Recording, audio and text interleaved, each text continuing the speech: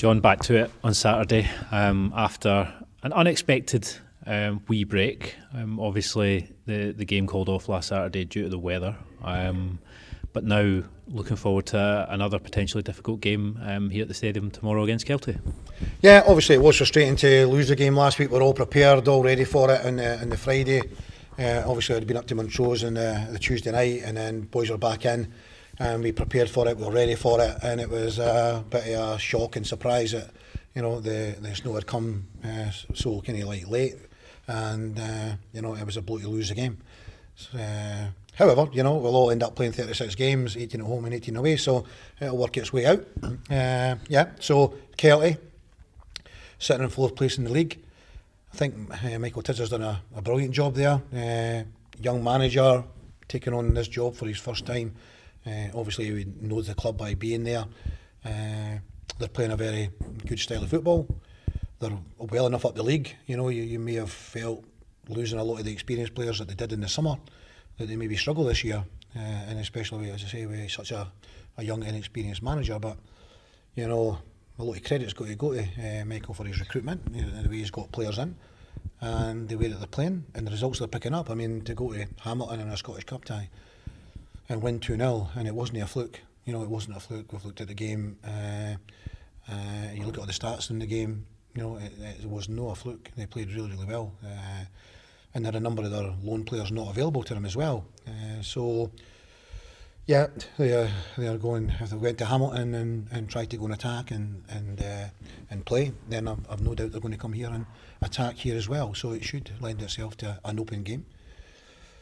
We've got our own ambitions and aims, and we obviously want to try and get back to winning ways after the draw up at Montrose. Guys are in a good place. We're in a good place. 19 games unbeaten.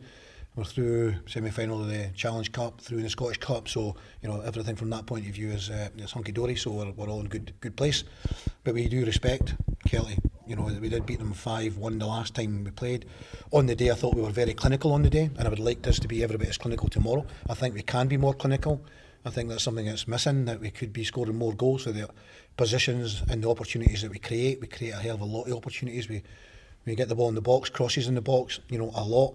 Don't think we're quite scoring enough from these opportunities. But, we're still, as I say, in a very good place. But hopefully we can be as clinical tomorrow as we were when we were at Kelty, earlier in the season. Obviously, just kind of going back to the called off game last weekend. The new date's been announced for the 9th of January. Obviously, the schedule, the fixture schedule's already kind of building up with getting through in the cup games and whatnot. Is that something that's on your mind that could maybe cause a bit of problems going forward?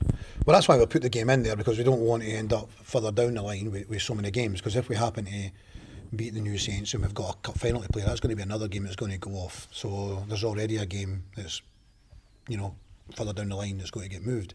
Montrose, we're going to have to move Montrose again, and if we happen to get through in the Scottish Cup, it's another game that's going to have to get moved.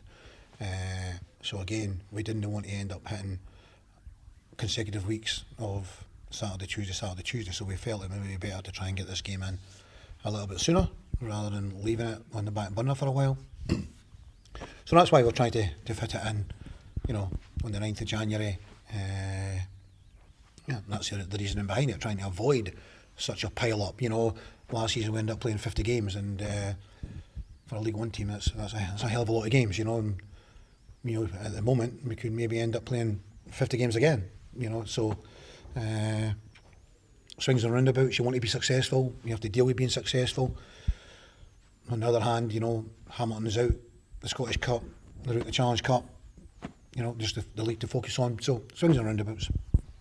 Obviously, the last time we played Kelty Hearts, you mentioned, it was a really successful trip, scored 5 goals against them. You'll just be expecting a similar approach to this game. How have you been preparing for it? Yeah, like we always do. We've got our own way of playing, but we always look at the opposition to see where we can make sure that they don't do us with the things that they're good at. We look at how we can prevent them being good, and we try to see how we can hurt them. And that's how we always do it. We go game to game, don't look too far ahead. All our eggs are in the one basket. We're all looking to win the game. But make no mistake about it, this is a difficult game. I really do a difficult game. They've as I say, the best result of the season was their last game. They've not played for 2 weeks. Obviously we got the game in against Montrose, which kind of like, it's still, whatever, 10 days since, but at least it's not 2 weeks. So the fact we were off at the weekend, we didn't want to be off. We didn't want to be off. It was a bit of a blow altogether.